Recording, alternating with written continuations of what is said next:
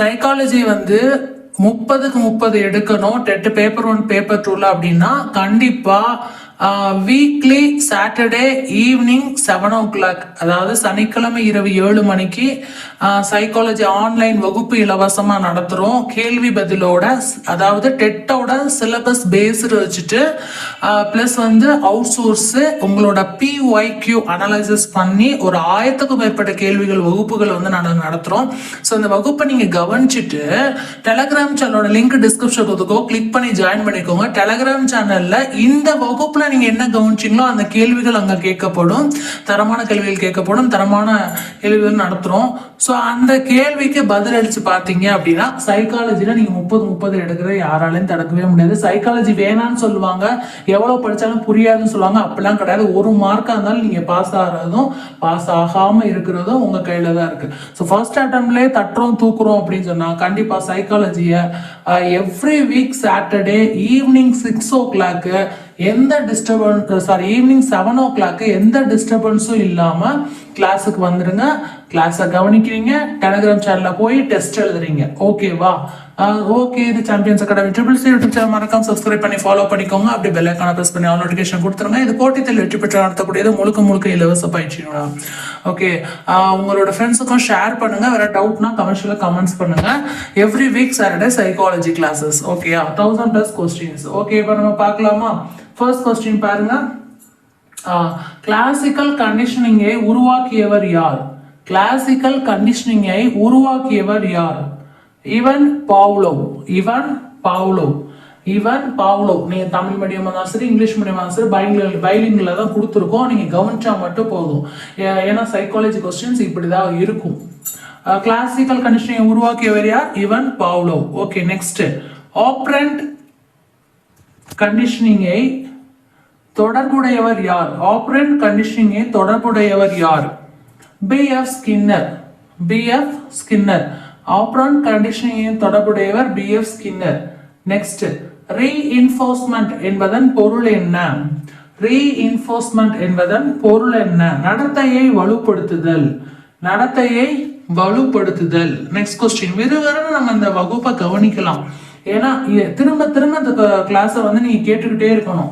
எப்பெல்லாம் உங்களுக்கு free time கிடைக்குதோ அப்பெல்லாம் சைக்காலஜியை வந்து நீங்க லிசன் பண்ணி திரும்ப டெஸ்ட் அடிச்சு பார்க்கணும். ஓகே, நெகட்டிவ் ரீஇன்ஃபோர்ஸ்மெண்ட் என்றால் என்ன? தவறான நிலையை நீக்கி நடத்தையை அதிகரித்தல். Negative reinforcement. ஓகே, நெக்ஸ்ட் வந்து ட்ரையல் அண்ட் எரர் தியரி யாருடையது? ட்ரையல் அண்ட் எரர் தியரி யாருடையது? ஆன்சர் பார்க்கலாமா? எட்வர்ட் தாண்டேக். ஓகேயா? நெக்ஸ்ட்.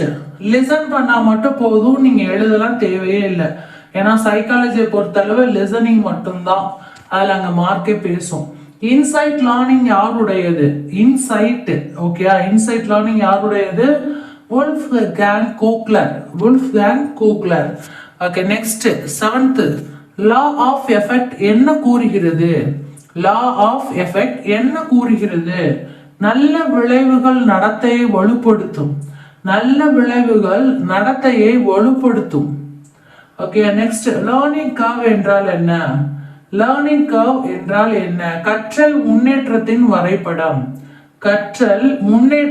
வரைபடம். நெக்ஸ்ட். ட்ரான்ஸ்ஃபர் ஆஃப் லேர்னிங் வகைகள். என்னென்ன வகைகள் இருக்கு? Positive, negative, 0. இந்த 3 வகைகள் இருக்கு ட்ரான்ஸ்ஃபர் ஆஃப் லேர்னிங்ல. ஓகேயா? அகைன் நான் சொல்றேன் பாருங்க. ட்ரான்ஸ்ஃபர் ஆஃப் லேர்னிங்கோட வகைகள் கேட்டாங்கன்னா 3ன்னு போட்டுறணும். அது என்னென்னு நிறைய ஆப்ஷன்ஸ் கொடுத்து கேட்டாங்கன்னா பாசிட்டிவ், நெகட்டிவ், 0. சேம் வந்து சைக்காலஜி கொஸ்டின்ஸ் இந்த மாதிரி தான் கேட்பாங்க. பைலிங்கில் தான் இருக்கும் பார்க்கறதுக்கு. பாதி இங்கிலீஷு பாதி தமிழ் அப்படிதான் கொடுப்பாங்க. ஸோ நீங்க எந்த லாங்குவேஜா இருந்தாலும் நீங்க இதை படிச்சாலே நீங்க அங்க கொஸ்டின் அடிச்சிடலாம்.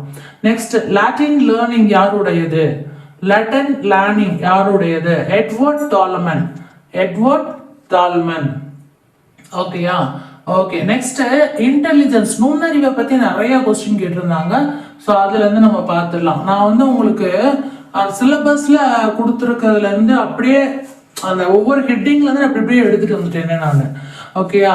ஸோ அது போக அந்த PYQ அனலைஸ் பண்ணி எடுத்திருக்கேன். ஸோ அந்த கிளாஸ் வந்து கவனமா கவனிங்க, ஸ்கிப் பண்ணாம கவனிங்க. லாஸ்ட் உங்களுக்கு எப்படி டெஸ்ட் எழுதணுங்கிறத இதுலயே சொல்லியிருப்போம். ஸோ அதனால ஸ்கிப் பண்ணாம கவனிங்க.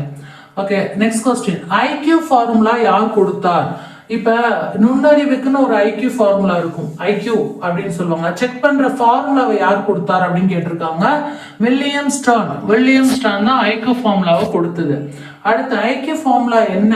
MA/CA × 100. இதுதான் அந்த ஃபார்முலாவே, MA/CA × 100. ஓகேவா? நெக்ஸ்ட், மல்டிபிள் இன்டெலிஜென்ஸ் தியரி யார்? மல்டிபிள் இன்டெலிஜென்ஸ் தியரி யார் அப்படின்னு கேட்டிருக்காங்க. இப்ப மல்டிபிள் இன்டெலிஜென்ஸ் தியரியை வந்து யார் கொடுத்தது அப்படின்னு கேட்டா ஹார்வர்ட் கார்னர் அவர் தான் வந்து மல்டிபிள் இன்டெலிஜென்ஸ் தியரியை வந்து கொடுத்தது. நெக்ஸ்ட், எமோஷனல் இன்டெலிஜென்ஸ் யாருடன் தொடர்புடையது? எமோஷனல் இன்டெலிஜென்ஸ் யாருடன் தொடர்புடையது? Daniel Goleman. ஓகே, எப்பயுமே இந்த சைக்காலஜியை பொறுத்தளவு ஒரு வரையறை சொல்றது யாருன்னு கேட்பாங்க, ஒரு விஷயத்த கண்டுபிடிச்சது யாருன்னு கேட்பாங்க, ஃபார்முலா யார் கண்டுபிடிச்சான்னு சொல்லுவாங்க. ஸோ இது மாதிரி யாருன்னு தான் வரும். ஸோ ஒரு தடவை பார்த்தா புரியாது. இப்போ நீங்க கிளாஸ் நல்லா கவனிக்கிறீங்கன்னா அதை வச்சு டக்குன்னு நீங்க டெஸ்ட் அடிச்சு பார்த்தா புரியும். அதுக்கு தான் நாங்கள் இந்த கிளாஸ் முடியும் போது டெஸ்ட் டெஃபினிஷனை சொல்லியிருக்கோம். நீங்க அதை அடிச்சு பாருங்க. ஒவ்வொரு கிளாஸும் முடியும் போது எங்க டெஸ்ட் எழுதணுங்கிறத நாங்கள் சொல்லிடுவோம். கவனமா கவனிங்க. ஓகேவா?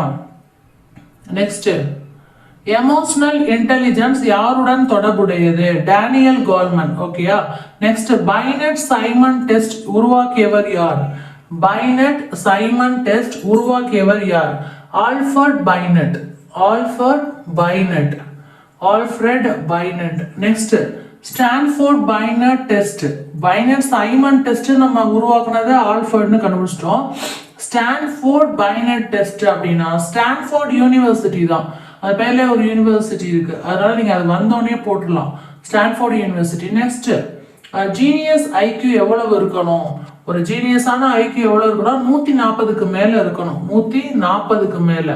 ஓகேவா? அதே இது ஆவரேஜ் ஐக்யூ இருக்கிறவங்க, ஆவரேஜ் தான் மார்க் எடுப்பான்னு சொல்லுவாங்க, அவங்களோட ஐக்யூல எப்படி இருக்கும்னா 90 to 110 தான், அதாவது 90ல இருந்து 110க்குள்ளதான் இருக்கும் அவங்க ஐக்யூ. சரியா? ஜீனியஸ் ஆனவங்கன்னா 140க்கு மேல. ஓகே. நெக்ஸ்ட், மென்டல் ஏஜ் அப்படின்னா என்ன? அறிவாற்றல் நிலை. மென்டல் ஏஜ்னா என்னது? அறிவாற்றல் நிலை. மென்டல் ஏஜ்னா நீங்க வாடுக்கு மனநிலை சரியில்லாதவர்களும் கொடுத்துருப்பாங்க ஆப்ஷன்ல, அப்படி போட்டுறாதீங்க. மென்டல் ஏஜ் அப்படின்னா என்னன்னா அறிவாற்றல் நிலையை தான் மென்டல் ஏஜ்னு சொல்லுவாங்க. நெக்ஸ்ட், டிவியேஷன் ஐக்யூ யாருடையது? டிவியேஷன் ஐக்யூங்கிற போது இதுல உள்ள ஷார்ட்கட்டை தெரிஞ்சுக்கணும். இங்க டிவி அப்படியே டேவிட், அவ்வளவுதான். டீல தான் ஆரம்பிக்க, டீலே ஆன்சர் வருது பாருங்க. டேவிட் வெச்லஸ். ஓகே. இதான் அதுக்கப்புறம் வளர்ச்சியை பத்தி நிறைய கேட்டிருந்தாங்க, எடுத்திருக்கோம் பாருங்க. வளர்ச்சியை பத்தி கேட்டனால காக்னிட்டிவ் டெவலப்மெண்ட் தியரி யார்? இது இப்ப வட்ட கேட்பாங்க. ஜான் பியாஜே. காக்னிட்டிவ் தியரினாலே ஜான் பியாஜே, போன வாடி டெட்ல கூட வந்ததே இது. காக்னிட்டிவ் டெவலப்மெண்ட் தியரி யார் கொடுத்தது? ஜான் பியாஜே. நம்ம வந்து கரெக்டா அந்த டைட்டில மட்டும்தான் ஞாபகம் வச்சுக்கணும். ரொம்ப லென்த்தா போனோம்னா கன்ஃபியூஸ் ஆயிடும் சைக்காலஜில. அதனாலதான் கரெக்டா அந்த மெயினான பாயிண்ட் மட்டும் புடிச்சு கொடுத்துருக்கேன். காக்னிட்டிவ் டெவலப்மெண்ட் தியரினாலே ஜான் பியாஜே தான். அது இங்கிலீஷ்ல கொடுத்தாலும் சரி, தமிழ்ல கொடுத்தாலும் சரி. அடுத்து, சென்சார் ஏ மோட்டார் ஏஜ் ஸ்டேஜ் அப்படின்னு கேட்டிருக்காங்க. அதுதான் வந்து 0 to 2, அந்த பிறந்ததுல இருந்து 2 வயசுக்குள்ள சொல்லுவாங்க சென்சாரி மோட்டார் ஸ்டேஜ்னு. அடுத்த ப்ரீ ஆபரேஷனல் ஸ்டேஜ், இப்படிதான் கேட்பாங்களே, பாதி இங்கிலீஷும் பாதி தமிழ்ல தான் இருக்கும். ப்ரீ ஆபரேஷனல் ஸ்டேஜ் எப்பன்னா 2 முதல் 7 வரை. ஓகேவா? அதாவது சென்சாரா இருக்கிறது, சென்சார் மாதிரி நம்மளை பார்த்துக்கிட்டே இருக்குது, அப்படி கூட ஹிண்ட் வச்சுக்கலாம். சென்சார் என்ன பண்ணுவோம்? கவனிச்சுக்கிட்டே இருக்கும். அது மாதிரிதான் இந்த குழந்தைங்களுமே, பிறந்த குழந்தையில இருந்து 2 வயசு வரைக்கும் நம்மளை கவனிச்சுட்டே இருக்கும். 0 to 2. ஓகேயா? ப்ரீ ஆபரேஷனல் ஸ்டேஜ் 2 வயசுக்கு மேல என்ன ஸ்டேஜ்னு சொல்றோம்னா 2 to 7. அந்த வயசுல நம்மளை கவனிக்கிறது. அதனாலதான் ப்ரீ ஆபரேஷனல் ஸ்டேஜ்னு சொல்றாங்க. Next, concrete operational stage. இது வந்து அந்த ஸ்கூலுக்கு போற டயத்துல குழுவா விளையாடுங்க, அந்த டைம் தான் வந்து இந்த 7 to 11 அந்த ஏஜ். அதனாலதான் அது வந்து கான்கிரீட் ஆபரேஷனல் ஸ்டேஜ். எல்லாரையும் கவனிக்குங்க. அடுத்து, ஃபார்மல் ஆபரேஷனல் ஸ்டேஜ். அதுக்கப்புறம் அவங்களுக்கே ஒரு சில மெச்சூரிட்டிஸ் இப்போ உள்ள உங்களுக்கு வந்துடுது 11+ ஸ்டேஜ்லயே. அப்ப ஃபார்முலா நடந்துக்கிடுவாங்க, பேசுறது நடக்கிறது அது எல்லாமே அவங்ககிட்ட நிறைய டிஃபரன்ஸ் தெரியும். Formal operational stage. ஓகேயா, 11+. ஓகே, நெக்ஸ்ட் சைக்காலஜிக்கல் தியரி யார்? சைக்காலஜிக்கல் தியரி யாருன்னு பார்த்தோம்னா எரிக் எரிக்சன். சைக்காலஜிக்கல் தியரியை சொன்னது யாரு? Eric Erikson. ஓகே, எரிக்சன் கோட்பாடுன்னு சொல்லுவாங்க, அப்படி கூட கொடுக்கலாம். Okay, next trust was mistrust reach. Trust நம்மகிட்ட இருக்கும், இல்லைன்னா அது மிஸ்ட்ரஸ்டா இருக்கும். எந்த ஏஜ்லனா பிறந்துல இருந்து ஒரு வயசுக்குள்ள நம்ப மாட்டோமானே இருக்குங்க. நல்லா பாத்தீங்கன்னா தெரியும், பிறந்த குழந்தைல இருந்து ஒரு வயசு வரைக்கும் யாரையும் நம்பாதுங்க. சில இதை நம்புங்க, அப்ப நம்பலாமா நம்ப மாட்டோம். கொஞ்ச நேரத்துக்கு பேசாம இருக்க, அப்புறம் அழுக ஆரம்பிச்சிருக்காங்க. அந்த வருஷம் அதான் அவங்க சொல்றாங்க, டெஸ்ட் வாஸ் மிஸ்ட்ரஸ் ஏஜ். 2 கட்டம் ஆகுது 0 to 1 வயசுல உள்ள போதும். இன்டியேட்டிவ் வாஸ் கில்ட் ஸ்டேஜ். அது எப்பன்னா 3 வயசுல இருந்து 6 வயசுக்குள்ள இந்த ப்ரீ ஸ்கூல்ல கொண்டு போய் விட்டதுக்கு அப்புறம் அவங்களுக்குள்ள ஒரு இன்டியேட்டிவ் இல்லைன்னா அது எப்படி இருக்குன்னா கில்ட் ஸ்டேஜ். 2 இதுல வந்து மாட்டிக்கிட்டு இருக்குங்க. இதுவா அதுவா, இது ஜெயிக்குமா அது ஜெயிக்குமா அப்படிங்கிற மாதிரி இருக்குங்க இந்த 3 to 6 வயசுல. Okay, next identity versus role confusion. எப்பன்னா யாரை ஐடென்டிஃபை பண்ணி அவங்க ஃபாலோ பண்ண போறாங்க, யார் ரோல் அவங்க ஃபாலோ பண்ண போறாங்க, எப்படி இருக்கணும்னு நினைக்க போறாங்கிறதே இந்த அடலசன்ட் ஸ்டேஜ்ல தான் நம்மளுக்கு வந்து உருவாக்குமே. ஸோ அது இது ஜெயிக்குதா, ஐடென்டிட்டி ஜெயிக்குதா, ரோல் ஜெயிக்குதாங்கிறது தான் அங்கே வரும் அடலசன்ட் ஸ்டேஜ்ல. ஓகே, நெக்ஸ்ட் வந்து மாரல் டெவலப்மெண்ட் தியரி யார்? அதாவது மாரல் டெவலப்மெண்ட் தியரி சொன்னது யாருன்னா லாரன்ஸ் கோல்பர்க் தான் என்ன பண்ணிருப்பாருன்னா மாரல் டெவலப்மெண்ட் தியரி சொல்லியிருப்பார். நன்னடத்தை அதெல்லாம் சொல்லுவோம்ல, ஸோ அதான் சொல்லுவாங்க. அடுத்த மோட்டிவேஷனை பத்தி நிறைய கொஸ்டின்ஸ் கேட்பாங்க, அதோட எமோஷன் பத்தியும் கேட்பாங்க. ஸோ 31 பார்க்கலாமா? ஹைரார்கி ஆஃப் நீட்ஸ் யார் கொண்டது, அதாவது யார் சொன்னது? Hierarchy of needs Abraham Maslow தான் சொல்றாரு. மாஸ்லோ அப்படின்னு ஒரு படம் கூட இருக்கும், அதில் பார்த்தீங்கன்னா தெரியும், அதில் இதை பற்றி சொல்லியிருப்பாங்க. ஹைரார்கி ஆஃப் நீட்ஸுங்கிற அந்த மோட்டிவேஷனை பற்றி சொல்லியிருப்பாங்களே. ஓகே, மோட்டிவேஷன் எமோஷன் ரெண்டுமே வச்சுதான் கொஸ்டின் அதிகமாக வந்து வரும். மோட்டிவேஷனு, வளர்ச்சி, ஸோ இந்த மாதிரி விஷயங்கள் பேப்பர் 1 and பேப்பர் 2 ரெண்டையுமே சேர்த்து தான் எடுத்திருக்கோம். அவங்க சிலபஸ் வாய்ஸ்ன்னு மட்டும் இல்லாமல் ப்ளஸ் அவுட் சோர்ஸ்ன்னு கேட்குறாங்க. சைக்காலஜியை பொறுத்தளவு மேக்ஸிமம் அது வெளியே இருந்தால் வரும். அதனால 2 சிலபஸையும் மிங்கிள் பண்ணி நம்ம எடுத்திருக்கோம், எங்கேயுமே மிஸ் ஆகக்கூடாது டாபிக்ஸ் அப்படின்னு சொல்லிட்டு. ஓகேவா, நெக்ஸ்ட் ஃபர்ஸ்ட் நீடு என்ன? ஹைரார்கி நீடு நம்ம பார்த்தோம், மாஸ்லோ சொன்னது. ஃபர்ஸ்ட் நீடு சைக்காலஜிக்கல் நீடு தான். அதுக்கப்புறம் ஃபர்ஸ்ட் நீடுனாலே சைக்காலஜிக்கல் நீடு, மனநிலையை பொறுத்து தான் எல்லாமே இருக்கும். அப்ப சைக்காலஜிக்கல். அடுத்து செல்ஃப் ஆக்சுவலேஷன், முழுமை அடைதல். செல்ஃப் ஆக்சுவல், அப்பா எனக்கு வந்து முழுமை அடைஞ்சிச்சுன்னு சொல்லுவாங்க. செல்ஃப் ஆக்சுவலேஷன்னாலே முழுமை அடையிறது தான். ஓகே, அதைத்தான் சொன்னாங்க. அடுத்து வந்து பார்க்கலாம் இன்ட்ரின்சிக் மோட்டிவேஷன், அதாவது உள்ளார்ந்த ஊக்கம் அப்படிங்கிறது இன்னுனாலே உள்ளதானே. ஸோ இன்ட்ரின்சிக் மோட்டிவேஷன் உள்ளார்ந்த ஊக்கத்தை குறிக்குது. அந்த வேர்டுக்கும் நம்மளுக்கு மீனிங் தெரியணும் கேட்குறாங்க. ஸோ அதனால நல்லா புரிஞ்சுக்கோங்க. ஓகே, எக்ஸ்டென்சிங்னா வெளிப்புற ஊக்கம். இப்போ வந்து உள்ளார்ந்த ஊக்கம்னா நம்மளே செல்ஃபாவே வந்து மோட்டிவேட் பண்ணிக்கிறது. அதே எக்ஸ்டென்சிவ் மோட்டிவேட் வெளியேந்து எப்படின்னா பரிசு பொருள் கொடுக்கும் பொழுது, நம்மளை பாராட்டும் போது, அதெல்லாம் வந்து வெளிப்புற ஊக்கம் அப்படின்னு சொல்றது. அடுத்து வந்து பார்த்தோம்னா எமோஷன், உணர்ச்சி நிலை. எமோஷனை தெரியாதவங்க யாருமே இல்லை. எமோஷன்ஸ் தான், எல்லாருமே எமோஷனால பின்னி தான் இருப்போம். எமோஷன்ஸ் இல்லாம இருக்காங்க அப்படின்னா அவங்க தான் வந்து என்ன சொல்லுவாங்கன்னா சைக்காலஜியா பாதிக்கப்பட்டிருக்காங்க, மனநிலை பாதிக்கப்பட்டிருக்காங்க அப்படின்பாங்க. அதாவது இன்னும் இப்ப புதுசா பேர்லாம் வைக்கிறாங்க படத்துல, சைக்கோவா இருப்பாங்க அப்படிலாம் சொல்லுவாங்க. அதுல பாதிதான் வரும் சைக்கோவா இருப்பாங்க அப்படின்னு சொல்லிட்டு. சைக்காலஜில சைக்கோ அப்படின்னு சொன்னோம்னா எமோஷன் இல்லாதவங்கள, எமோஷன் உள்ளவங்க தான் நார்மலான மனுஷங்க. எமோஷன் இல்லாம இருக்காங்கன்னா சைக்கோன்னு அர்த்தம். இப்ப எமோஷன் அப்படின்னா என்ன புரிஞ்சா உணர்ச்சி நிலை, அவ்வளவுதான். ஜேம்ஸ் லாங் தியரி அப்படிங்கிறது உடல் மாற்றங்கள். அவர் உடல் மாற்றங்களையும் உணர்ச்சியும் பத்தி சொல்லியிருக்காரு. உடல் மாற்றங்கள், அது மூலமா என்ன ஆகுது, உணர்ச்சி. சரியா, அதைத்தான் வந்து ஜேம்ஸ் லாங் தியரியில சொல்லியிருக்காரு. சரியா, ஜேம்ஸ் லாங் தியரி அப்படிங்கிறதுல கெனான் பேட் தியரி, ஒரே நேரத்துல உணர்ச்சி மற்றும் உடல் மாற்றம். கெனான் அப்படின்னு வந்தாலே கெனான் பெண்ணை கூட ஞாபகம் வச்சுக்கோங்க. கெனான் அப்படின்னு சொல்லிட்டாங்கனாலே ஒரே நேரத்துல உணர்ச்சி மற்றும் உடல் மாற்றம். ஜேம்ஸ்ன்னு சொன்னா உடல் மாற்றமும் உணர்ச்சியும். கெனான்னா ஒரே நேரத்துல கெனான் பேனாலாம் காலியா போயிடுச்சுன்னு ஞாபகம் வச்சுக்கோங்க. ஸோ ஒரே நேரத்தில் உணர்ச்சி உடல் மாற்றம். ஜேம்ஸ்னா வெறும் ஜேம்ஸ் வந்து ஜேம்ஸ் முட்டாய்னா ஞாபகம் வச்சுக்கோங்க, உடல் மாற்றம் மற்றும் உணர்ச்சி, அவ்வளவுதான். Next Schachter Singer theory, cognitive and சைக்காலஜிக்கல்ல சேர்த்து தான் இந்த ஸ்கேட்டர் சிங்கர் தியரி அப்படிங்கிறது உருவாயிருக்கு. ஓகே, ஸோ இதையும் பார்த்துக்கோங்க நீங்க. ஓகேவா, ஓகே. ஸ்கேட்டர் சிங்கர் தியரி அப்படின்னா சிங்கர் தியரினாலே காக்னிட்டிவோ சைக்காலஜியோ சேர்ந்துடும் ஞாபகம் வச்சுக்கோங்க. ஓகே. நெக்ஸ்ட் ஸ்ட்ரெஸ்னா என்னன்னா அழுத்த நிலை. இப்போ ஸ்ட்ரெஸ்ஸுங்கிற வார்த்தை ரொம்பவே என்ன ஆயிடுச்சுன்னா பிரபலம் ஆயிடுச்சு. ஓகே, அப்படித்தான். ஸ்ட்ரெஸ்ஸுங்கிற வார்த்தை ரொம்ப பிரபலம் ஆயிடுச்சு. எல்லாருக்குமே ஸ்ட்ரெஸ் இருக்கு, எல்லாருக்குமே சின்ன குழந்தை கூட ஸ்ட்ரெஸ்ஸா இருக்குன்னு சொல்லுது. அப்ப அந்த அளவு வந்து ஸ்ட்ரெஸ் பரவிச்சு அப்படின்னா என்னன்னா அழுத்த நிலை.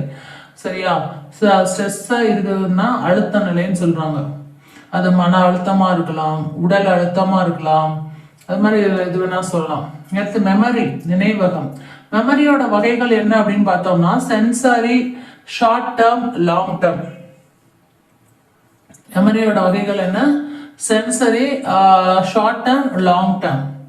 அடுத்து ஷார்ட் டேர்ம் மெமரி கெப்பாசிட்டினா 7 ± 2 வரும் ஷார்ட் டேர்ம் மெமரி கெப்பாசிட்டி. அதே இது ஃபர்கட்டிவ் கர்வ், நம்ம ஏற்கனவே என்ன சொன்னோம், லேர்னிங் கர்வ் சொன்னோமா. இங்கே பாருங்க ஃபர்கட்டிவ் கர்வ். ஃபர்கட்டிவ் கர்வ் வந்து ஹெர்மன் எபிங்ஸ் அப்படின்னு சொல்லுவாங்க தமிழ்ல.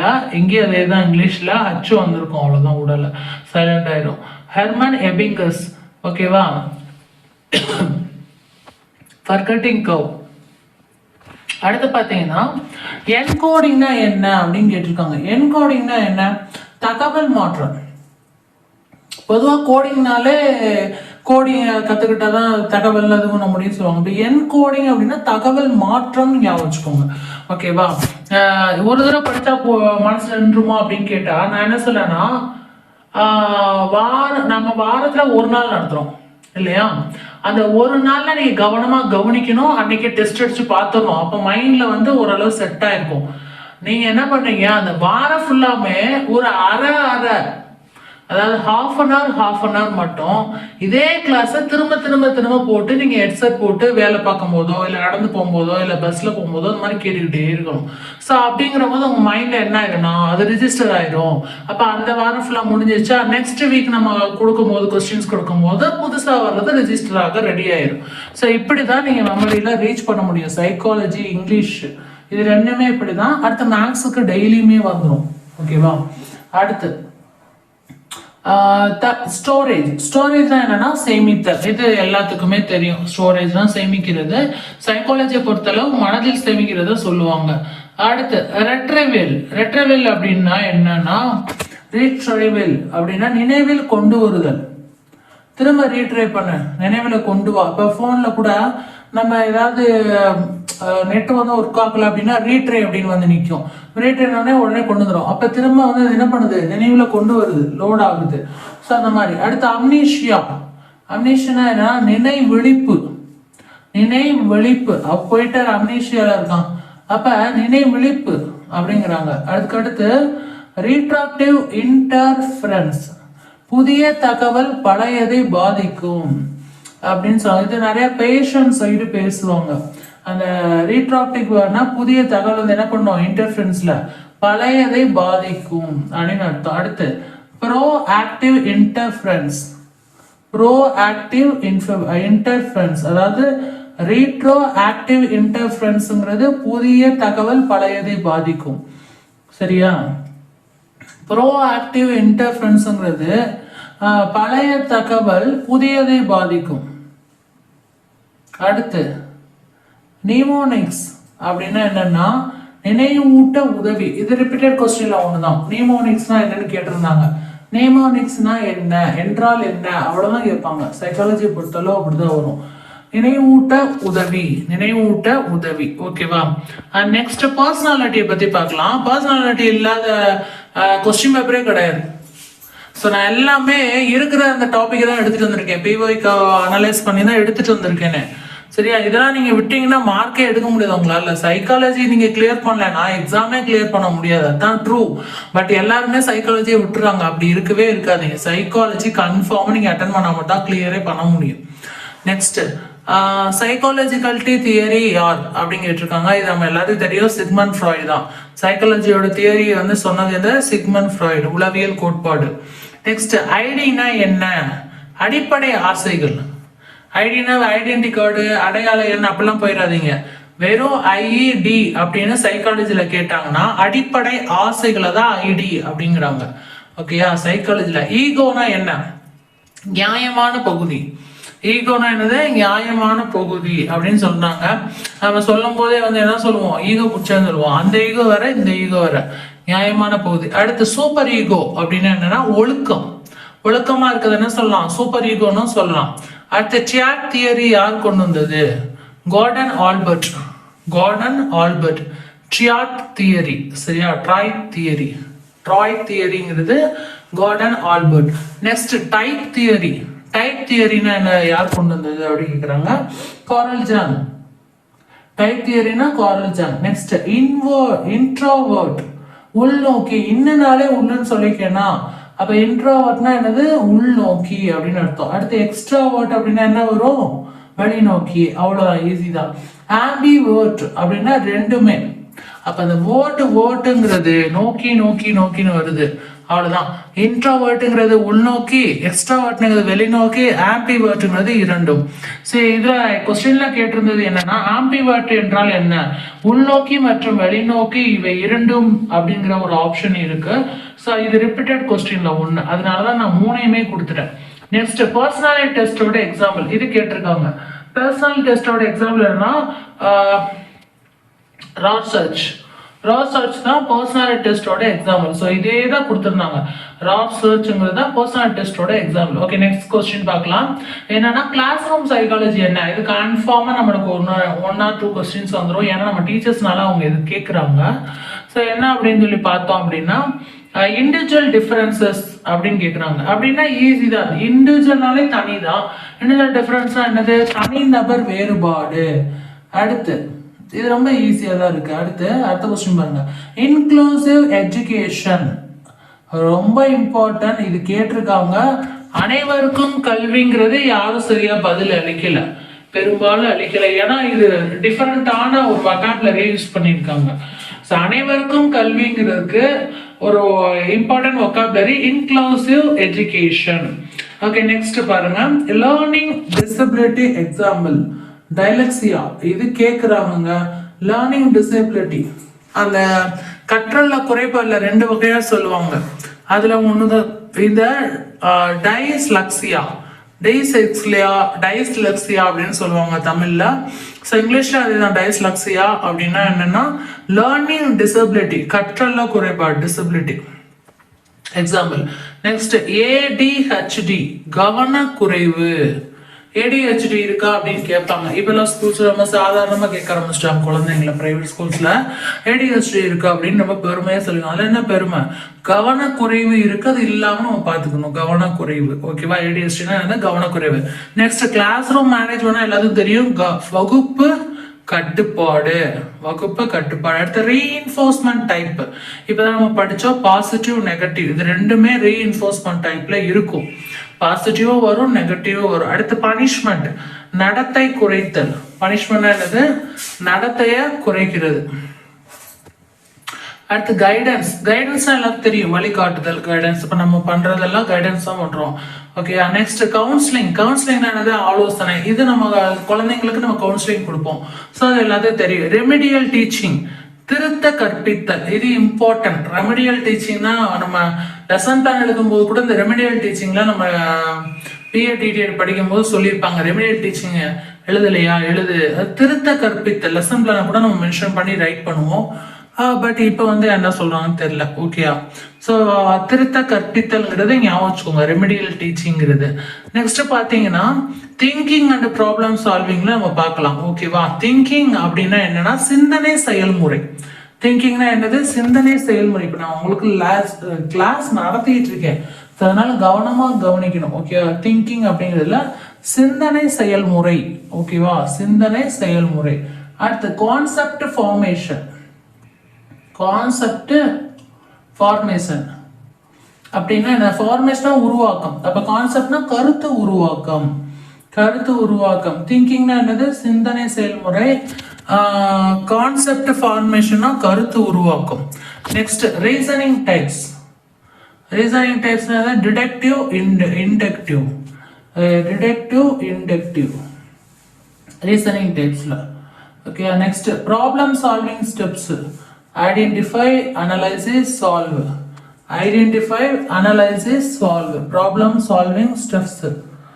ப்ராப்ளம் சால்விங் ஸ்டெப்ஸ்ல வந்து ஐடென்டிஃபை, அப்புறம் அனலைசிஸ், சால்வ். அடுத்து பார்க்கலாமா? கிரியேட்டிவிட்டி யார்? கிரியேட்டிவிட்டியை சொன்னது யாருன்னா ஜேபி குல்ஃபோர்ட். ஜேபி கில்ஃபோர்ட் தான் கிரியேட்டிவிட்டியை சொன்னது. ஸோ ஜேபி கில்ஃபோர்ட் தான் கிரியேட்டிவிட்டியை சொன்னது. ஓகேவா? ஸோ அதை ஞாபகம் வச்சுக்கோங்க. நெக்ஸ்ட் டைவர்ஜென்ட் திங்கிங் அப்படின்னு சொல்லுவாங்க.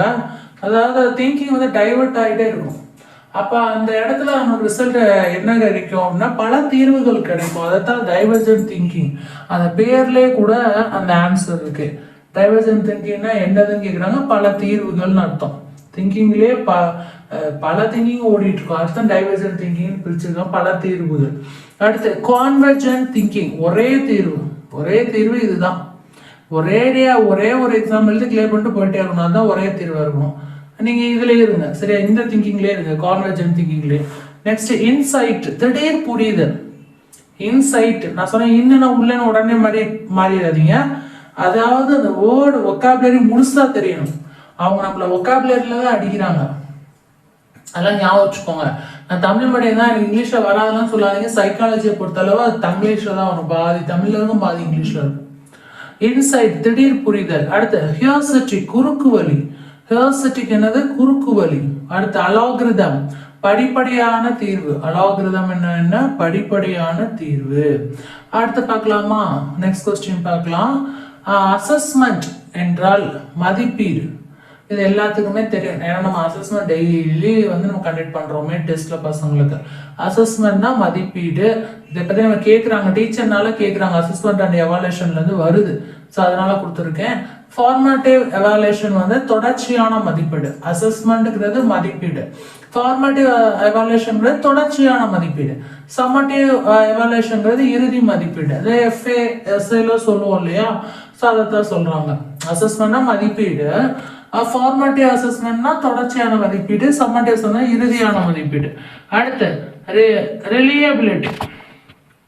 ரிலியபிலிட்டி நம்பகத்தன்மை. நம்பகத்தன்மை தான் ரிலியபிலிட்டி. நெக்ஸ்ட் வேலிடிட்டி, பொருத்தம். வேலிடிட்டி, பொருத்தம், சரியா? அடுத்து வந்து ஆப்ஜெக்டிவ் டெஸ்ட், தேர்வு வகை. ஆப்ஜெக்டிவ் டெஸ்ட், தேர்வு வகை. அடுத்து எஸ்ஏ டெஸ்ட். எஸ்ஏ டெஸ்ட்னா என்னது? ஆப்ஜெக்டிவ் டெஸ்ட் தான் நம்மளுக்கு தேர்வு வகை நம்மளுக்கே தெரியும். நம்ம ஆப்ஜெக்டிவ் டெஸ்ட் தான் அந்த எக்ஸாம்ல இப்போ நீங்க எழுத போறதே ஆப்ஜெக்டிவ் டெஸ்ட் தான், ஷேர் பண்றது.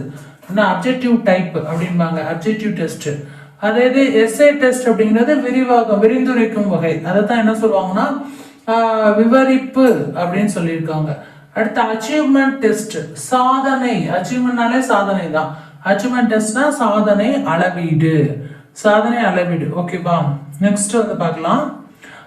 இது வந்து நீங்க தொடர்ந்து பார்க்குற மூலமா தான் உங்களுக்கு புரியுமே. கொஞ்சம் நீங்க லிசனிங்க வந்து விட்டுட்டு கவனிச்சிங்கன்னா ஒண்ணுமே புரியாது சைக்காலஜி பொறுத்தளவு. பட் நாங்கள் நடத்துறது உங்களுக்கு ஈஸியா இருக்கும், ரொம்ப கன்ஃபியூஷன் இல்லாம முக்கியமான அந்த கண்டென்ட் வேர்டை மட்டும் கொடுத்து நடத்துறோம். இதே இது என்பது யாது, அவன் இங்க போனா இங்க போனா நீ எக்ஸாம்பிள் கொடுத்து அதுக்குள்ள இருந்து நாங்க காக்னேட்டிவ்னா என்ன அப்படின்னு கேட்டோம்னா அவ்வளவுதான், நீங்க மறந்துடுவீங்க. ஸோ அதனாலதான் இப்படி கொடுத்துருக்கேன் நான். டயக்னாஸ்டிக் டெஸ்ட் அப்படின்னா என்னது? குறை கண்டறிதல். டயக்னாஸ்டிக் டெஸ்ட்னு நிறைய ஹாஸ்பிட்டல்ஸுக்கு வெளியே எழுதி போட்டிருப்பாங்க. என்னது? குறை கண்டறிதல். கண்டறிதல் தான் அவங்க வச்சிருப்பாங்களே. நம்ம என்ன போறாருன்னு பார்க்குறோம். அடுத்து நாம் ரீஃபண்டட் டெஸ்ட் ஒப்பீட்டு மதிப்பீடு. நாம் ரீஃபண்டட் டெஸ்ட் ஒப்பீட்டு மதிப்பீடு. சைக்காலஜினா என்ன? மன அறிவியல். சைக்காலஜினா என்னது? மன அறிவியல். நெக்ஸ்ட் எஜுகேஷன் சைக்காலஜி, கல்வி உளவியல். எஜுகேஷன் சைக்காலஜி, கல்வி உளவியல். சைக்காலஜினா என்னன்னா எல்லாருக்கும் தெரியும், மனதை பற்றிய அறிவியல் தான். எஜுகேஷன் சைக்காலஜி கல்வி உளவியல். நமக்கு ரெண்டுமே கலந்து தான் வருது. ஆனா சிலபஸ்ல அவங்க கொடுத்துருப்பாங்களே, வெளியே அவுட் சோர்ஸ்ல இருந்து ஒன்று கேட்பாங்களே, அதனால ரெண்டையுமே நம்ம படிக்க தான் செய்யறோம். பிஹேவியரிசம் யார் சொன்னது? நம்மளோட பிஹேவியரிசம் பத்தி வாட்சன். உங்களுக்கே தெரியும், நடத்தை அவர் தான், வாட்சன் தான். சரியா? கெஸ்லாட் தியரி முழுமை அணுகுமுறைன்னு சொல்லுவாங்க. கெஸ்லாட் தியரி அப்படியே பத்தி சொன்னது முழுமை அணுகுமுறை. ஓகேவா? முழுமை அணுகுமுறை. நெக்ஸ்ட் காக்னேட்டிவ் சைக்காலஜி, சிந்தனை ஆய்வுன்னு சொல்லுவாங்க. காக்னேட்டிவ் சைக்காலஜிங்கிறது சிந்தனை ஆய்வு. சோசியல் சைக்காலஜிங்கிறது சமூக நடத்தை. சோசியல் சைக்காலஜிங்கிறது என்னது? சமூக நடத்தை. மென்டல் ஹெல்த்ங்கிறது நான் ஏற்கனவே சொன்னேன், மென்டல்னா அப்படி கிடையாது, மனநலம். சரியா? மனநலம், மனதை பற்றி இது அப்படிதான் இருக்கும். ஸோ அந்த மாதிரி தான் இருக்கும். அட்ஜஸ்ட்மெண்ட்னா ஏற்பு, இது நம்மளுக்கு தெரிஞ்சதுதான். அட்ஜஸ்ட்மெண்ட் பண்ணி போங்க, ஏற்பு ஏற்றுக்கோங்க அப்படிங்கிற மாதிரி தான் இருக்கும், அட்ஜஸ்ட்மெண்ட் பண்ணிட்டு போறது. ஆட்டிடியூட் அப்படின்னா மனப்பாங்கு. ஆட்டிடியூட்னா என்னது? மனப்பாங்கு. அவங்க ஆட்டிடியூட் படுதான் அவன் எப்படி இருக்கான் அப்படின்னு சொல்லுவாங்க, அது மனப்பாங்க, அவங்க மனசு படுது. ஆப்டிடியூட் அப்படின்னா திறன். அதாவது ஆட்டிடியூட்னா மனப்பாங்கு, ஆப்டிடியூட்னா திறன். ஆப்டிடியூடுக்கும் ஆட்டிடியூடுக்கும் நிறைய வித்தியாசம் இருக்கு. ஓகேவா? இப்போ 100 கொஸ்டின்ஸ் படிச்சிருக்கோம். இப்போ எவ்வளோ படிச்சிருக்கோம்? 100 கொஸ்டின்ஸ் படிச்சிருக்கோம். உங்களுக்கு எந்த அளவு புரிஞ்சிருக்குமோ அந்த அளவுக்கு நீங்கள் இதுல இருந்து கொஸ்டின் கேட்டால் எழுதிடுவீங்க. ஓகே, நெக்ஸ்ட் பார்க்கலாம். Learning advanced. கிளாசிக்கல் கண்டிஷன்ல யூசிஎஸ் அப்படின்னா என்னன்னு கேட்டுக்கோங்க. இயற்கையா தூண்டுறது தான். கிளாசிக்கல் கண்டிஷன்ல யூசிஎஸ்ங்கிறது வந்து இயற்கையான தூண்டுதலை தான் சொல்றாங்க. அடுத்து யூசிஎஸ்னா இயற்கையான தூண்டல். அப்ப யூசிஆர்னா என்னதுன்னா இயற்கையான பதில். இயற்கையான பதில். அப்ப யூசிஎஸ்னா இயற்கையான தூண்டுதல், யூசிஆர்னா இயற்கையான பதில். கிளாசிக்கல் கண்டிஷனிங் ஞாபகம் இருக்கா? ஃபர்ஸ்ட் கொஸ்டின் நம்ம படிச்சோம், ஞாபகம் வச்சுக்கோங்க. இதுல இருந்தா உங்களுக்கு கொஸ்டின் டெலகிராம் சேனல்ல கேட்போம். ஸோ நீங்க வந்து கொஸ்டின் கண்டிப்பா டெஸ்ட் அடிச்சு பார்க்கணும். லெசன் கவனிக்கிறவங்க எல்லாருமே டெஸ்ட் அடிச்சு பார்த்தா மட்டும்தான் மைண்ட்ல செட் ஆகும். திரும்ப திரும்ப டெய்லி ஒரு half அன் அவர் இந்த கிளாஸ் வந்து டெய்லி நீங்க கேட்கணும், அடுத்த சனிக்கிழமை வர்ற வரைக்கும் சேம் இதே தான் கேட்கணும். அப்பதான் வந்து மைண்ட்ல போய் செட் ஆகும் சைக்காலஜி. அடுத்து வந்து பாத்தீங்கன்னா சிஎஸ் எப்படி உருவானது? யூசிஎஸோட இணைப்பால தான் சிஎஸ்ஐ உருவாயிருக்கு அப்படின்னு சொல்றாங்க. அடுத்து எக்ஸ்டிங்ஷன்னா என்ன? பதில் குறைந்து மறைதல். எக்ஸ்டென்ஷன் என்னது? பதில குறைச்சு மறைக்கிறது. ஓகே, அடுத்து ஸ்பான்டேனியஸ் ரெக்கவரி அப்படின்னா என்னன்னா மீண்டும் தோன்றும் பதில். ஸ்பான்டேனியஸ் ரெக்கவரினா என்னது? மீண்டும் தோன்றும் பதில். மீண்டும் தோன்றும் பதில். அடுத்து ஷேப்பிங்னா என்ன? படிப்படியா நடத்த உருவாக்குறது தான் ஷேப்பிங். ஷேப்பிங்னா என்ன? படிப்படியாக நடத்தைய உருவாக்குறது. அடுத்து பார்க்கலாமா? ஸோ இதெல்லாம் வந்து நீங்கள் வந்து இப்போ டெய்லி கேட்டிங்கனாலே மனசு தங்கிடும். பட் இன்னைக்கு நீங்கள் கிளாஸ் கவனிக்கிறீங்க அப்படின்னா இன்னைக்கு நீங்கள் டெஸ்ட் எழுதி பார்த்துடணும், விட்டுறாதீங்க. லைவ் டெஸ்ட்டு லைவ் கிளாஸ் ரெண்டுமே நடக்குது சைக்காலஜியில். வாரம் சனிக்கிழமை இரவு 7 மணிக்கு நடக்கும். இதை விட்டுட்டீங்கன்னா சைக்காலஜி நீங்கள் அடுத்து படிக்கவே மாட்டீங்க. நாங்கள் கொடுக்குறது எல்லாமே 1000+ கொஸ்டின்ஸு, இம்பார்ட்டண்டான syllabus based out source plus PYQ இதெல்லாம் கலந்து கொடுக்கணும்னா ரொம்ப பெரிய யூஸ்ஃபுல்லாக இருக்கும். நீங்கள் 30/30 எடுக்கணும் அப்படின்னா அட்லீஸ்ட் 25+ போடணும்னா கன்ஃபார்மாக நம்ம கிளாஸை நீங்கள் கவனிச்சு தான் ஆகணும். ப்ளஸ் டெஸ்ட் எழுதி தான் ஆகணும். டெலிகிராம் சேனல் லிங்க் டிஸ்கிரிப்ஷனில் இருக்குது, கிளிக் பண்ணி ஜாயின் பண்ணிக்கோங்க. கிளாஸ் முடிஞ்சோடனே டெஸ்ட்டுக்கு போயிடணும். வேற எங்கேயும் போயிடாதீங்க, ஒர்க் இருக்குன்னு. டெஸ்ட்டுக்கு போய் நீங்கள் அடிச்சு பார்த்துட்டு தான் நீங்கள் ரெஸ்ட் எடுக்கிறீங்களே, அப்போதான் கிளியர் பண்ண முடியும். நெக்ஸ்ட் ஷெட்யூல் ஆஃப் ரீஎன்ஃபோர்ஸ்மெண்ட்டோட வகைகள் என்ன? இப்போ ரீஎன்ஃபோர்ஸ்மெண்ட்னா என்னன்னு ஏற்கனவே பார்த்துருக்கோம். நம்ம வந்து வெளியே ஊக்கப்படுத்துறது தான் ரீஎன்ஃபோர்ஸ்மெண்ட்டுங்கிறது. அது பாசிட்டிவாக இருக்கும், நெகட்டிவாக இருக்கும், 0வா இருக்கும், எப்படி வேணாலும் இருக்கும். அதில் வந்து ஷெட்யூலா என்ன வகையில் இருக்குது அந்த ரீஎன்ஃபோர்ஸ்மெண்ட்? அதாவது ஃபிக்ஸ்டாகவும் இருக்கும், வேரியபிளாகவும் இருக்கும் அப்படின்னு சொல்லியிருக்காங்க. அதான் ஷெட்யூல்ட் ஆஃப் ரீஎன்ஃபோர்ஸ்மெண்ட்டோட வகைன்னு கேட்டிருக்காங்க. 2 அப்படி கேட்டால் 2ன்னு டிக் பண்ணணும். ஆப்ஷன்ல கேட்டா நான் வகைகள் எத்தனைன்னு கேட்டா 2, என்னென்ன வகைன்னு கேட்டா ஃபிக்ஸடு வேரியபிள். ஓகே, ஃபிக்ஸட் ரேஷியோக்கு உதாரணம் என்ன அப்படின்னா ஒவ்வொரு 5 முயற்சிக்கும் பரிசு. வேரியபிளுக்கு என்ன அப்படின்னா மாறும் நேர இடைவெளியை தான் வேரியபிள் இன்டர்வல் அப்படின்னு சொல்றோம். இன்டர்வல்னாலே இடைவெளின்னு தெரியும். வேரியபிள் இன்டர்வல்னா மாறும் நேர இடைவெளி. அடுத்து அப்சர்வேஷனல் லேர்னிங் யார்? அப்சர்வேஷனல் லேர்னிங்னா ஆல்பர்ட் பண்டூரா. அப்சர்வேஷனல் லேர்னிங்னா என்னது? ஆல்பர்ட் பண்டூரா. அவர் தான் வந்து அப்சர்வேஷன் லேர்னிங்க சொன்னது, அதாவது உற்றுநோக்கு மூலமா கற்றலை பத்தி சொன்னது ஆல்பர்ட் பண்டூரா. Next intelligence. ட்ரிக்கியான கொஸ்டின்ஸை வந்து இன்டெலிஜென்ஸை பத்தி கேட்பாங்க. ஸோ அதை பத்தி நம்ம பார்த்துக்கலாம். அதாவது ஐக்யூ அப்படிங்கிறது 70 கீழே இருக்கிறவங்களும் என்ன சொல்லுவோம்னா அறிவுத்திறன் குறைவுன்னு சொல்லுவாங்க. ஏன் 70 பேசிக், அதுக்கு கீழே தான் அறிவுத்திறன் குறைவு. கிஃப்டட் சைல்டுங்கிறது எவ்வளோ இருக்கும்னா ஐக்யூ 130 இருக்கும். 130 இருந்தா அது கிஃப்டட் சைல்டு. 70 கீழே இருந்தா அறிவுத்திறன் குறைவு ஐக்யூல. அதே இது ஃப்ளூயிட் இன்டெலிஜென்ஸ் அப்படின்னா புதிய பிரச்சனைக்கு தீர்வு கண்டுபிடிக்கிறது தான். நிறைய கண்டுபிடிக்கிறாங்களே சின்ன சின்ன பசங்க, பாய்ஸ் ஆர் கேர்ள்ஸ், சின்ன சின்ன குழந்தைங்களாம் இப்போ நிறைய ஏதோ கண்டுபிடிக்கிறாங்களே, அவங்கெல்லாம் வந்து ஃப்ளூயிட் இன்டெலிஜென்ஸ், புதிய பிரச்சனைக்கு தீர்வு கண்டுபிடிக்கிறது. அடுத்த கிறிஸ்டலைஸ்டு இன்டெலிஜென்ஸ், அனுபவ அறிவு. கிறிஸ்டலைஸ்டு இன்டெலிஜென்ஸ்னா அனுபவ அறிவு. அது வந்து இந்த அனுபவம் மூலமாவே அறிவை வளர்த்துக்கிட்டு இப்ப நிறைய கம்பெனிஸ் அனுபவத்தின் மூலமா படிச்சிருக்க மாட்டாங்க, ஆனா அனுபவத்தின் மூலமா பெரிய பெரிய ஹோட்டல்ஸ் இதெல்லாம் பண்ணுவாங்க. அப்ப அவங்களுக்குலாம் அனுபவ அறிவு, கிறிஸ்டலைஸ்டு இன்டெலிஜென்ஸ் அவங்க எல்லாம் அப்படின்னு சொல்லுவாங்க. அடுத்த இன்டெலிஜென்ஸ் ஹெரிடிட்டியர்ல என்ன சொல்லுவாங்க அப்படின்னா 2மே இருக்கும். இன்டெலிஜென்ஸ் ஹெரிடிட்டியை பொறுத்தளவு பரம்பரையாகவும் அவங்களுக்கு அந்த இன்டெலிஜென்ஸ் வந்திருக்கும், பிளஸ் சூழ்நிலையில இருக்கவங்களும் சேர்ந்து தான் அந்த இன்டெலிஜென்ஸ் ஹெரிடிட்டியரா இருப்பாங்க அவங்க. ஓகேவா? அடுத்த குரூப் டெஸ்ட் யார் அறிமுகப்படுத்தினா? குரூப் டெஸ்ட்னு இப்போ வைக்கிறோம். மேல குரூப் டெஸ்ட்டை யார் அறிமுகப்படுத்தினா? லூயிஸ் டர்மன் இவங்க தான் வந்து அறிமுகப்படுத்தினது. ஓகேயா? அதுக்கு அடுத்து கல்ச்சர் ஃப்ரீ டெஸ்ட், கலாச்சார சாராத தேர்வு அப்படின்னு அர்த்தம். கல்ச்சர் ஃப்ரீ டெஸ்ட்னா கலாச்சார சாராத தேர்வு. இப்போ ஏற்கனவே ஆப்டிடியூட்லாம் படித்தோம் இல்லையா, திறன்னு. ஸோ ஆப்டிடியூடா, அதாவது திறனா அல்லது இன்டெலிஜென்ஸா? திறனா பொது அறிவா அப்படின்னு கேட்டிருக்காங்க. ரெண்டுக்கு என்ன வேறுபாடு? திறன் அல்லது பொது அறிவு அப்படின்னு தமிழ்ல சொல்லியிருக்காங்க. ஓகேயா? இது 2ல எது ஜெயிக்கும்னா 2மே வந்து ஜெயிக்கும். ஸோ இதை தான் வந்து இங்க மென்ஷன் பண்ணியிருக்காங்க. திறமையும் இருக்கும், பொது அறிவு இருக்கணும். நெக்ஸ்ட் மென்டல் ரீடார்டேஷன், புதிய பெயர் அப்படிங்கிறத எப்படி நம்ம சொல்லலாம்? இன்டெலக்சுவல் டிசபிலிட்டி அப்படின்னு சொல்லுவாங்க. அதுக்கு இன்னொரு பேர் தான் இன்டெலக்சுவல் டிசபிலிட்டி அப்படின்னு சொல்லுவாங்க. அடுத்து ஐக்யூ நிலையானதா பார்த்தோம்னா இல்லை, மாறக்கூடும். ஐக்யூ வந்து மாறக்கூடும், எப்பயுமே நிலையா இருக்காது, மாறிக்கிட்டே இருக்கும். வயசை பொறுத்து, சூழ்நிலையை பொறுத்து, இருக்கிற அந்த எனர்ஜியை பொறுத்து ஐக்யூங்கிறது மாறும். ஓகேயா? அதுதான் சொல்லியிருக்காங்க. அடுத்து டெவலப்மெண்ட்டை பத்தி டீப்பா நம்ம சொல்லணும் அப்படின்னு சொல்லி பார்த்தோம்னா ஆப்ஜெக்டிவ் பெர்ஃபார்மன்ஸ் யார் சொன்னது? ஜான் பியாஜே தான் ஆப்ஜெக்டிவ் பெர்ஃபார்மன்ஸை பத்தி சொல்லியிருப்பார். அதாவது அப்ஜெக்ட் பெர்ஃபார்மன்ஸ், அது வந்து யார் சொன்னதுன்னா ஜான் பியாஜே தான் அப்ஜெக்ட் பெர்மனன்ஸை பத்தி சொல்லியிருப்பாரு, ஜான் பியாஜே. அடுத்து ஈகோரிஸ்டம் எந்த நிலையிலேயே இருக்கும்? அதாவது ஈகோசென்ட்ரிசம் அப்படிங்கிறது ப்ரீ ஆப்ரேஷன் நிலையில தான் இருக்கும். நம்ம ஏற்கனவே படிச்சோம் ப்ரீ ஆப்ரேஷன்ங்கிறது 2 to 7 ஞாபகம் இருக்கா? ஸோ இந்த மாதிரி தான் ரீகால் பண்ணி நீங்க பார்க்கணும். அது அந்த டைம் தான் என்னன்னா ஈகோசென்ட்ரிசம், ரொம்ப வந்து தான் அப்படிங்கிற மாதிரி இருக்குங்க அந்த வயசுல. So okay. அதுக்கடுத்து கன்சர்வேஷன் கான்செப்ட் அப்படிங்கிறது கான்கிரீட் ஸ்டேஜ்ல இருக்கும்.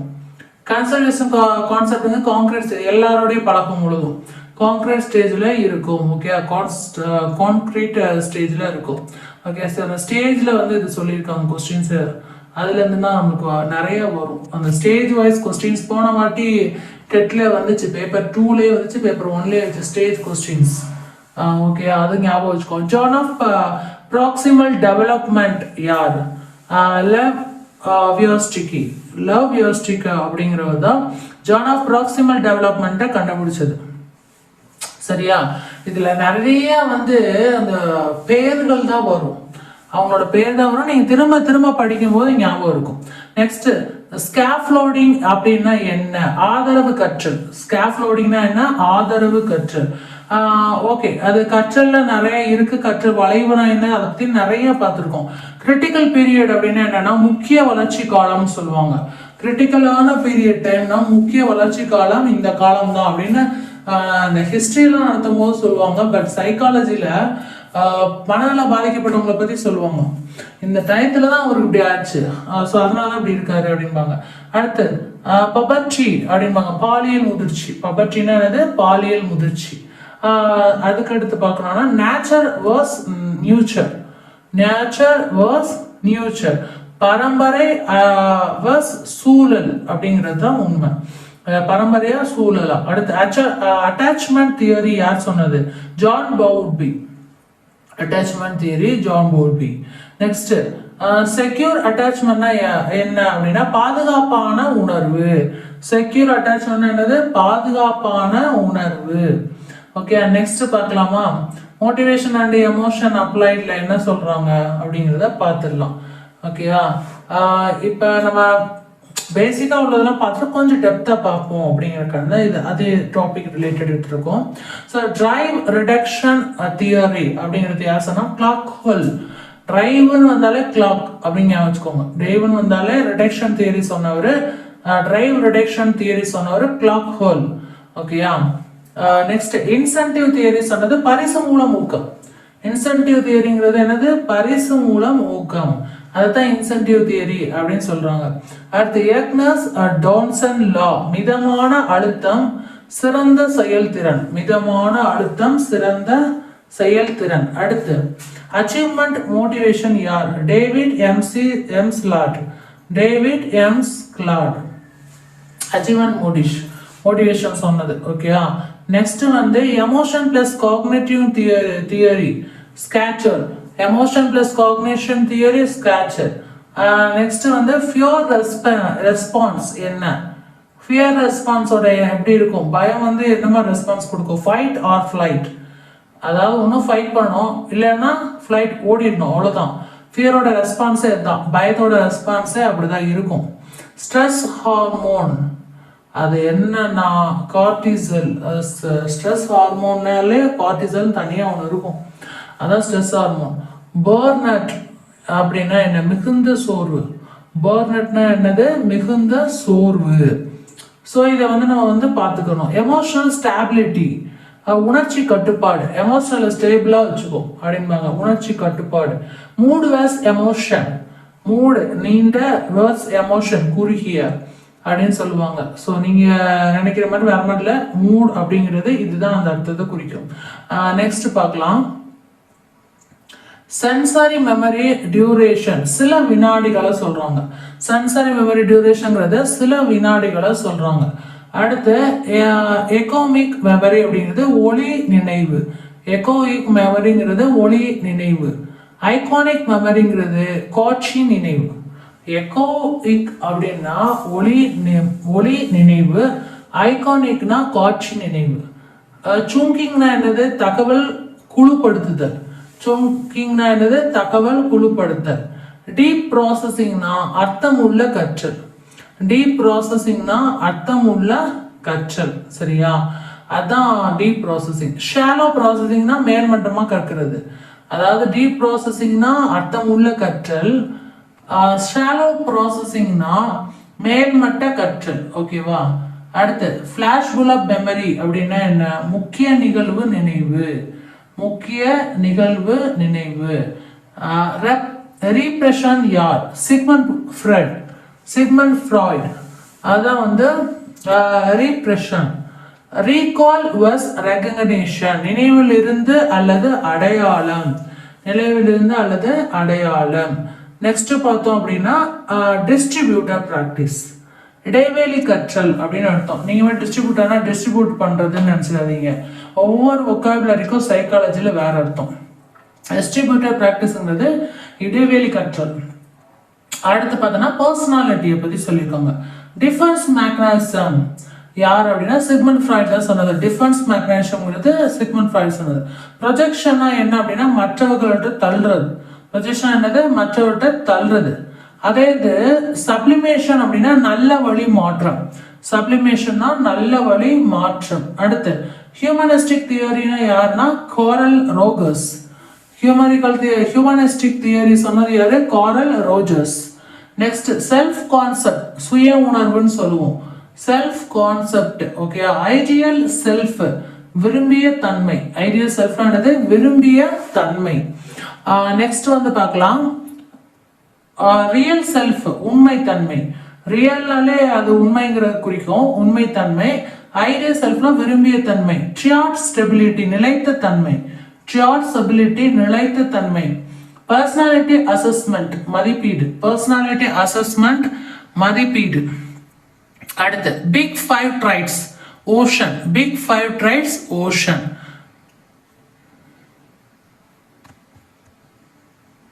அடுத்து நம்ம பார்க்கலாம் கிளாஸ் ரூம் சிச்சுவேஷன்ல இருந்து ஸ்லோ லேர்னர்ஸ் எப்படி நம்ம கற்பிக்க வேண்டும்னா எளிய முறையில தான் கற்பிக்க முடியும். கிஃப்டர் மாணவருக்கு என்ன பண்ணலாம்? கூடுதல் செயல்பாடு கொடுக்கலாம்.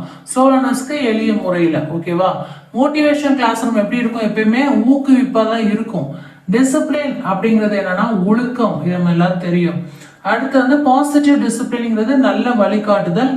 பனிஷ்மெண்ட் அப்படிங்கிறது குறைவாக தான் அதை மதிப்பிடுவோம். சரியா? பனிஷ்மெண்ட் தேவைன்னா அது குறைவு தான். பனிஷ்மெண்ட் கொடுக்காம இருக்கிறது தான் நல்லதுன்னு சொல்லிட்டு எப்பயுமே சைக்காலஜில சொல்றது.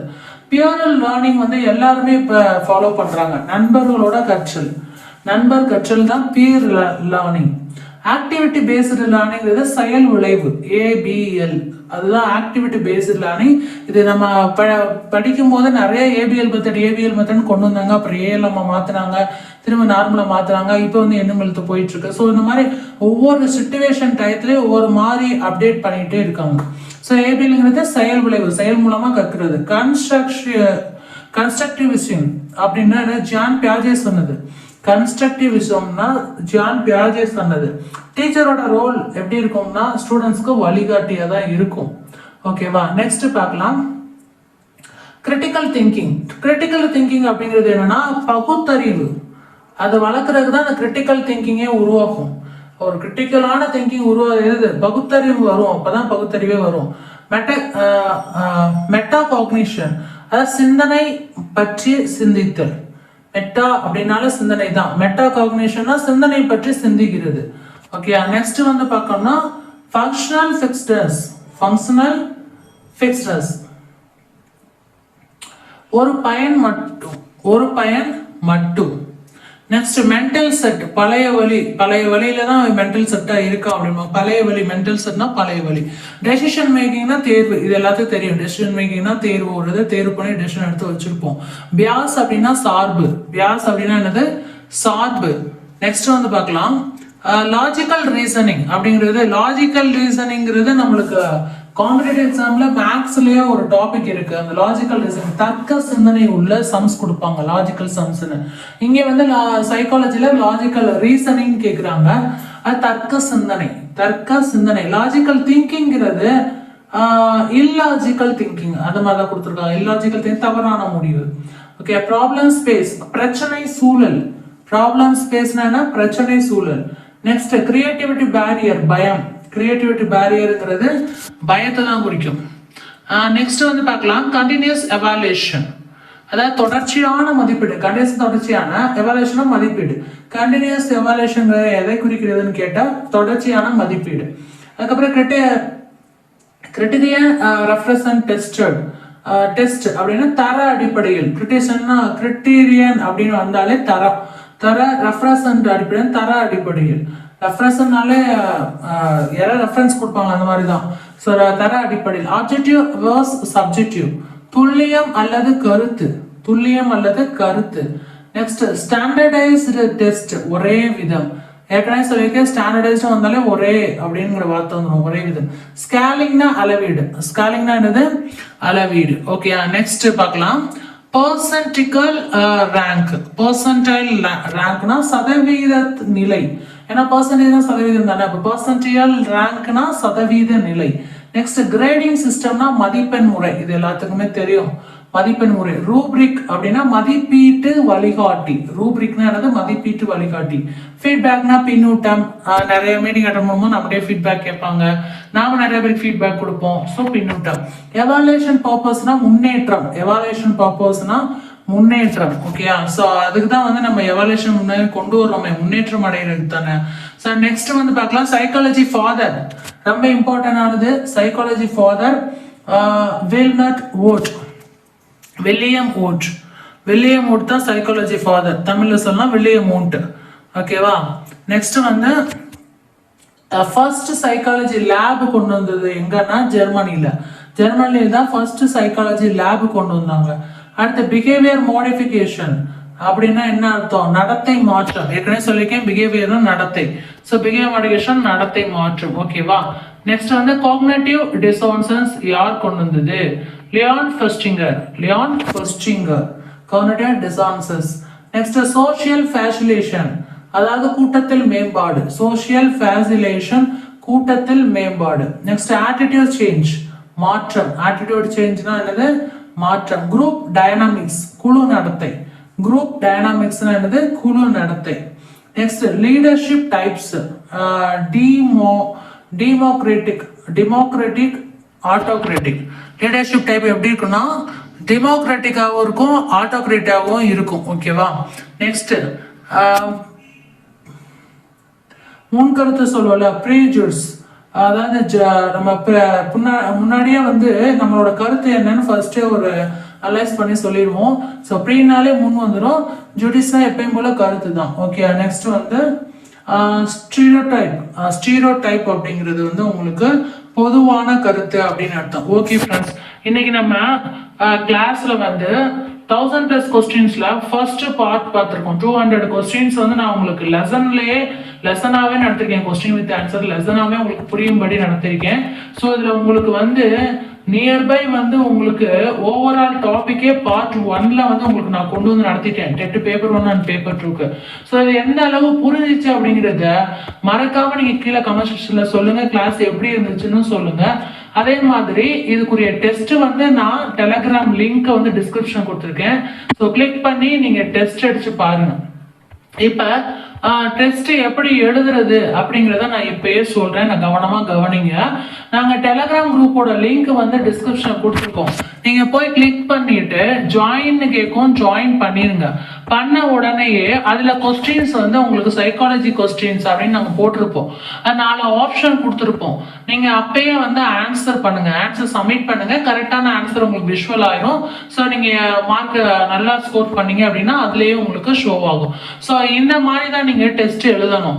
நீங்க எவ்ரி சாட்டர்டே நைட்டு 7 PM, அதாவது ஈவினிங்னு சொல்லலாம், 7 PM கிளாஸுக்கு வந்துருங்க. கிளாஸ் முடிஞ்சோடனே டெஸ்ட் எழுதிட்டு தான் நீங்க நெக்ஸ்ட் ஒர்க்கே பார்க்கணும். ஸோ அப்பதான் உங்க மைண்ட்ல இந்த ஒன் ஹவர் கிளாஸ் நீங்க படிச்சது மைண்ட்லயே இருக்கும். அது போக அதோட விட்டுட்டா மறந்து போயிடும். ஸோ டெய்லி ஒரு half an hour early morning psychology class வந்து ஹெட்செட் போட்டோ, இல்லை நீங்க எங்கேயாவது வாக்கிங் போகும்போதோ, சமைக்கும் போதோ, இல்லை நீங்க சைக்கிளிங் போகும்போதோ, ஜிம்முக்கு போகும்போது, எங்க போனாலும் சரி ஹெட்செட் போட்டு ஒரு half an hour டெய்லி நீங்க இதே கிளாஸை திரும்ப திரும்ப திரும்ப கேட்டு பார்த்துட்டு டெஸ்ட் அடிச்சு பார்க்கணும். ஸோ அப்பதான் உங்களுக்கு ஃபர்ஸ்ட் பார்ட் 1 இன்னைக்கு முடிச்சிருக்கோம். இது கோத்ரூ ஆகி நல்லா தரவாயிரும். நெக்ஸ்ட் வீக் வந்து செகண்ட் பார்ட் 1 hour கிளாஸ் நடத்துவோம். Every week Saturday evening 7 o'clock உங்களுக்கு சைக்காலஜி மட்டும்தான். கன்ஃபியூஷன் ஆகாம ஒரே சப்ஜெக்டை படிச்சு நீட்டா முடிக்கிறீங்க. ஓகேயா? Okay friends, all the best. உங்களுக்கு சண்டே என்ன கிளாஸ் வருங்கிறத நம்ம அடுத்த கிளாஸ்ல, சண்டே நாளைக்கு தானே சண்டே, நாளைக்கு சண்டே 7 o'clock உங்களுக்கு இங்கிலீஷ் ஆன்லைன் கிளாஸ் வரும். So English dead paper 1 and paper 2, SGT, பிடி, யூஜிடிஆர்பி, பிஜிடிஆர்பி எல்லாருக்குமே இங்கிலீஷ் இருக்கு.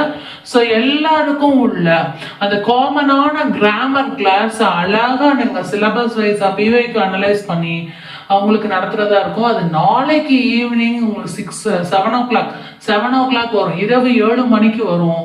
ஸோ அந்த கிளாஸை நல்லா கவனிச்சு அதுக்கும் டெஸ்ட் செப்பரேட்டாக கொடுப்போம். ஸோ அதையே நீங்கள் எழுதி பாருங்க. So every Saturday and Sunday உங்களுக்கு ஸ்பெஷல் கிளாஸாக இருக்கும்.